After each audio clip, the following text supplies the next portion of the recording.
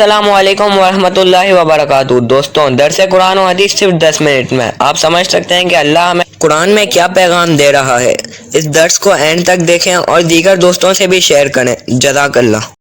الحمدللہ رب العالمین والصلاة والسلام علی سید الانبیاء والمرسلین، اما بعد فاعوذ باللہ من الشیطان الرجیم، بسم اللہ الرحمن الرحیم۔ ناظرین کرام، ایک مرتبہ پھر حاضر ہوئے ہیں سلسلہ درس قرآن لے کر آپ کی خدمت میں۔ امید ہے کہ آپ بخیر و عافیت سے ہوں گے۔ آج ہم سنیں گے سورہ بقرہ کی آیت نمبر 144۔ بسم اللہ الرحمن الرحیم۔ ترجمہ: اللہ کے نام سے شروع جو نہایت مہربان رحم والا ہے۔ قد نرى تقلب وجهك في السماء فلنولينك قبلة ترضاها فول وجهك شطر المسجد الحرام وحيث ما كنتم فولوا وجوهكم شطره وإن الذين أوتوا الكتاب ليعلمون أنه الحق من ربهم وما الله بغافل عما يعملون۔ ترجمہ: ہم تمہارے چہرے کا آسمان کی طرف بار بار اٹھنا دیکھ رہے ہیں، تو ضرور ہم تمہیں اس قبلے کی طرف پھیر دیں گے جس میں تمہاری خوشی ہے، تو ابھی اپنا چہرہ مسجد حرام سے پھیر دو، اور اے مسلمانوں، تم جہاں کہیں ہو اپنا منہ اسی طرف کر لو۔ بے شک وہ لوگ جنہیں کتاب عطا کی گئی وہ ضرور جانتے ہیں یہ تبدیلی ان کے رب کی طرف سے حق ہے، اور اللہ ان کے اعمال سے بے خبر نہیں۔ قد نرى تقلب وجهك في السماء، بے شک ہم تمہارے چہرے کا آسمان کی طرف بار بار اٹھنا دیکھ رہے ہیں۔ ناظرین کرام، یہ کب کی بات ہے اور کس کو کہا جا رہا ہے کہ تمہارے چہرے کو ہم بار بار آسمان کی طرف اٹھنا دیکھ رہے ہیں؟ جب قبلے کی تبدیلی ہو رہی تھی تو حضور جانے کائنات صلی اللہ تعالی علیہ وسلم کی خواہش کیا تھی؟ آئیے سنتے ہیں۔ جب حضور اقدس صلی اللہ تعالی علیہ وآلہ وسلم مدینہ منورہ میں تشریف لائے تو انہیں بیت المقدس کی طرف منہ کر کے نماز پڑھنے کا حکم دیا گیا، اور نبی کریم صلی اللہ تعالی علیہ وآلہ وسلم نے اللہ تعالیٰ کے حکم کی پیروی کرتے ہوئے اس طرف منہ کر کے نماز ادا کرنا شروع کر دی۔ البتہ حضور پر نور صلی اللہ علیہ وسلم کے قلب اطہر کی خواہش یہ تھی، حضور کی خواہش یہ تھی کہ خانہ کعبہ کو مسلمانوں کا قبلہ بنا دیا جائے۔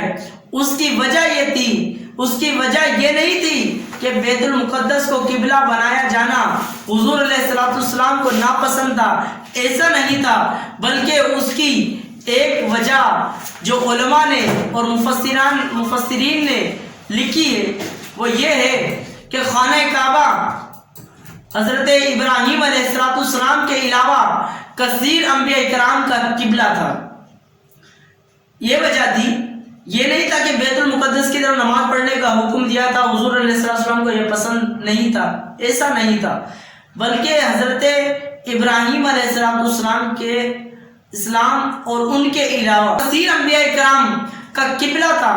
اور ایک وجہ یہ تھی کہ بیت المقدس کی طرف منہ کر کے نماز پڑھنے کی وجہ سے یہودی فخر اور غرور میں مبتلا ہو گئے اور یوں کہنے لگے تھے کہ مسلمان ہمارے دین کی مخالفت کرتے ہیں لیکن نماز ہمارے قبلے کی طرف منہ کر کے پڑھتے ہیں۔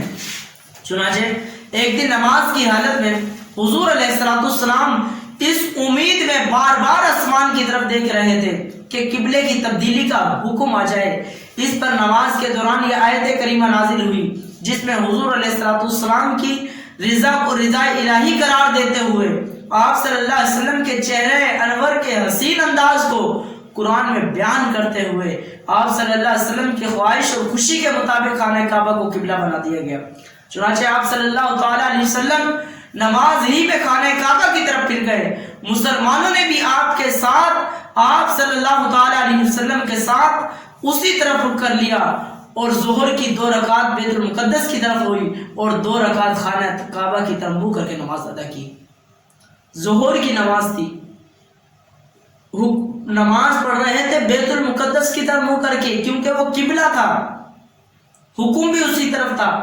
لیکن حضور علیہ السلام کی چاہت یہ تھی کہ قبلہ بیت المقدس نہ ہو، قبلہ تو خانہ کعبہ کو ہونا چاہیے، کیونکہ کثیر انبیاء کرام کا قبلہ یہ رہا ہے، تو ہمارا قبلہ بھی یہی ہونا چاہیے. ایک وجہ یہ تھی.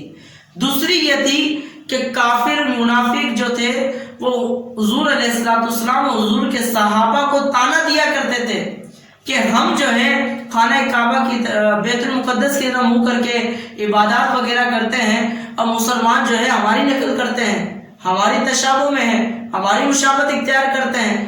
اچھا اب یہ آہستہ آہستہ جو ہے ہمارے قبلے کی طرف منہ کر کے نماز پڑھنے لگ گئے ہیں، اب آہستہ آہستہ ہمارے دین میں بھی داخل ہو جائیں گے. حضور نے فرمایا کہ مجھے ناگوار بات گزری ہے، تو میں نے چاہا، ظہر کی نماز پڑھ رہا تھا تو میں نے چاہا کہ قبلے کی تبدیلی کا حکم آ جائے. تو حضور علیہ السلام کا سوچنا ہی تھا، چاہنا ہی تھا، آیت مبارکہ نازل ہو گئی، اے محبوب ہم بار بار تیری نظروں کو، تیری آنکھوں کو آسمان کی طرف اٹھنا دیکھ رہے ہیں، جس طرف تم چاہتے ہو قبلہ اسی کو بنا لو.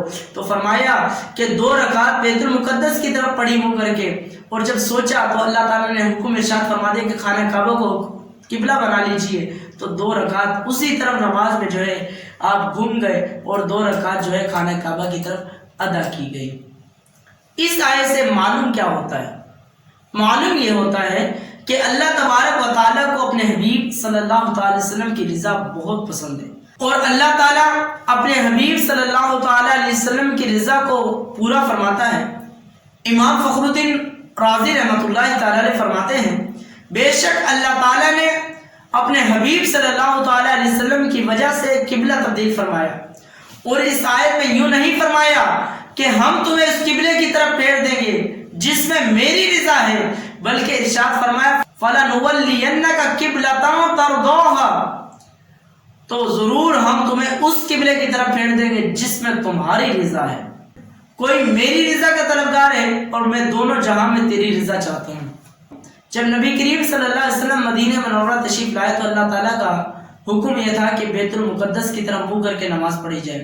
حضور علیہ السلام تابع فرمان تھے اور حضور علیہ السلام کی طرف سے اللہ کی رضا جوئی تھی، مگر آپ کا قلب اطہر یہ چاہتا تھا کہ خانہ کعبہ کی طرف منہ کر کے نماز پڑھی جائے. اللہ تعالیٰ نے اپنے حبیب صلی اللہ علیہ وسلم کی مرضی مبارک کے لیے اپنا وہ حکم منسوخ فرمایا، اور حضور علیہ السلام جو چاہتے تھے قیامت تک وہی قبلہ مقرر ہو گیا، اور اسی طرف جو ہے نماز پڑھنا شروع کر دی.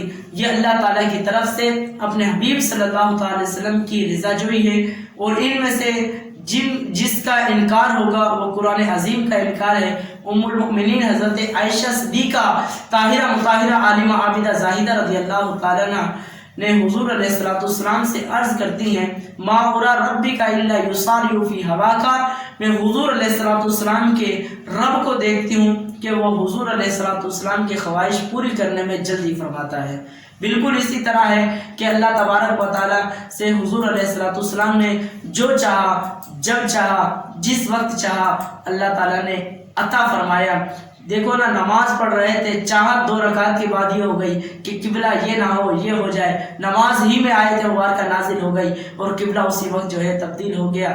کاش قیامت کے دن محشر کے میدان میں حضور علیہ السلام ہماری شفاعت فرمائے اور اللہ تبارک و تعالی ہمارے تمام صغیرہ کبیرہ گناہوں کو جو ہے معاف فرمائے. حدیث روز محشر میں رب ذوالجلال آخری دن کو جمع کر کے حضور علیہ السلام سے فرمائے گا یہ سب میری رضا چاہتے ہیں اور اے محبوب میں تمہاری رضا چاہتا ہوں. خدا کی رضا چاہتے ہیں 2 عالم، خدا چاہتا ہے رضائے محمد. جس طرح اللہ تعالیٰ نے اپنے حبیب کی خوشی کے لیے تا قیامت کعبے کو مسلمانوں کا قبلہ بنا دیا، اسی طرح اللہ تعالیٰ آپ صلی اللہ علیہ وسلم کی خوشی کے لیے آپ کی امت پر 50 نمازوں کو کم کر کے 5 نمازیں فرض کر دی گئی. اب وہ 5 نمازیں آپ کی اور میری ذمہ داری بنتی ہے کہ ہم وہ وقت پر مسجد میں جا کر اول صف میں بیٹھ کر وہ نماز ادا کریں. اذان جیسے ہو تو مسجد کی طرف چلے جائیں، سنتیں پڑھیں، بیٹھیں اور پھر جو ہے آگے کی طرف نماز پڑھیں, دعا کریں, ذکر و اذکار کریں, نماز کی پابندی رکھیے گا. اللہ تعالیٰ مجھے اور آپ کو ان باتوں پر عمل کرنے کی توفیق عطا فرمائے. برائے مہربانی اس ویڈیو کو لائک کر دیں, چینل کو سبسکرائب کر کے بیل آئیکن دبا دیں تاکہ آپ کو آنے والی ویڈیو کی نوٹیفیکیشن ملتی رہے. جزاک اللہ خیرہ. اللہ آپ کو درس دیکھنے کا اجر عطا فرمائے. آمین.